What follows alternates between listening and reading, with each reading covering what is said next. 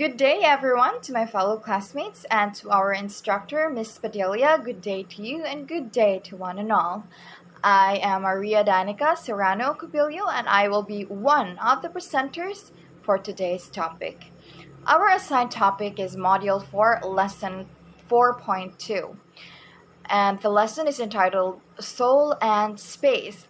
The title of the lesson does sound interesting, but that is only because we will be talking about how Filipinos, our very, very talented ancestors, utilize space in the construct of architecture, or architecture usually for dwelling, or in short, houses of the people before.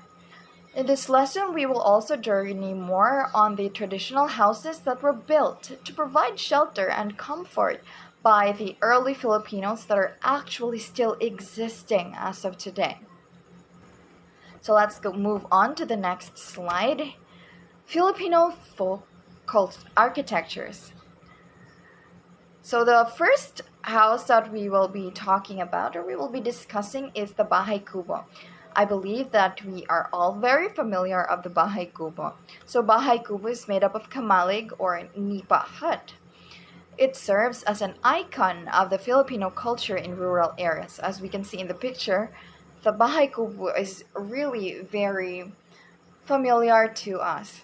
It comes from a Spanish term, kubo, which means cube.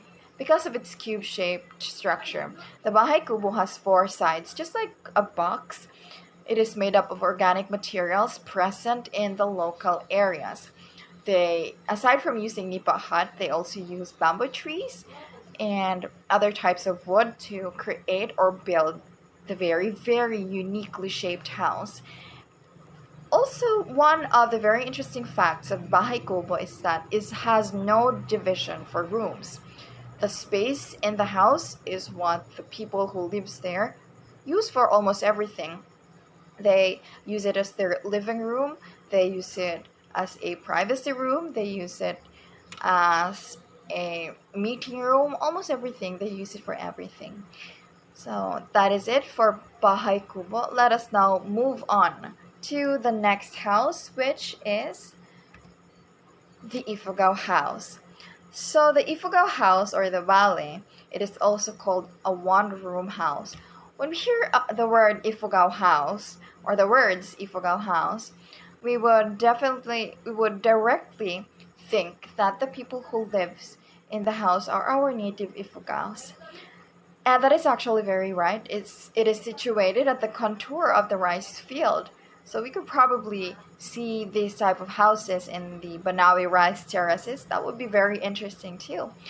It looks like a pyramid shape, as we can see in the picture. It is a triangular shape.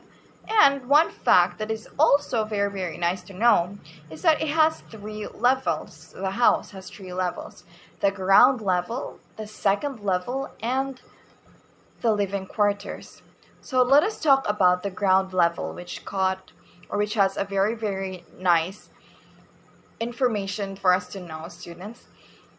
So the ground level has wooden discs called olyang, used to protect against rats and other pests from entering the house. As we can see, the house has holes. It is not the typical house that we would really want to live in, but little do we know, they also have their own, they also have their own skills on how they could make their house more comfortable and livable.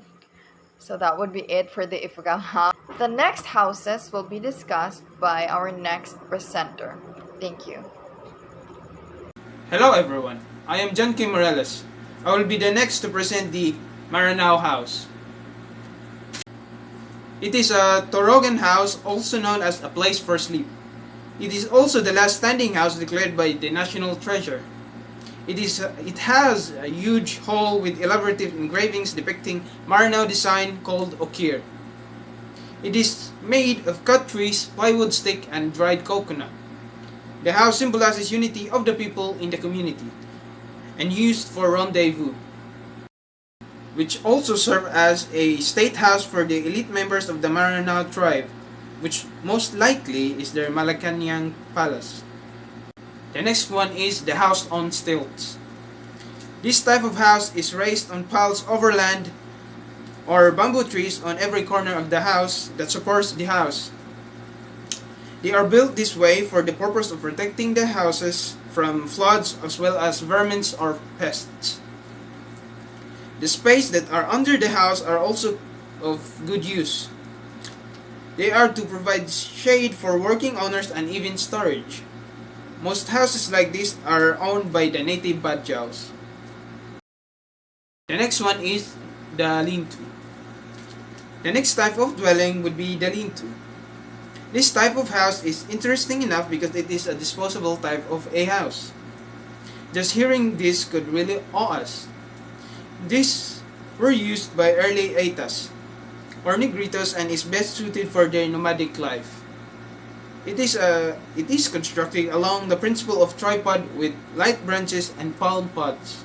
Everyone, I am June Antonella P. Oranio, and I will be the next to present about the Bajau houseboats and the art of ukir or yukil. Bajau houseboats.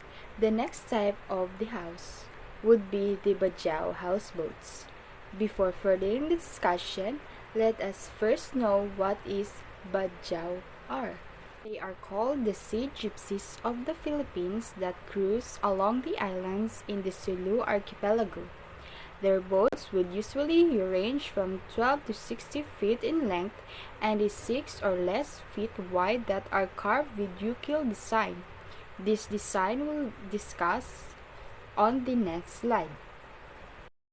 This design have unique patterns and ecological setting. Said the fishing of the Badjaus gave them luxury to adjust according to the limited space of their floating home. The boat is basically their home where they have everything, even their kitchen. They bring with them their kitchen utensils and place them in the back of their boats.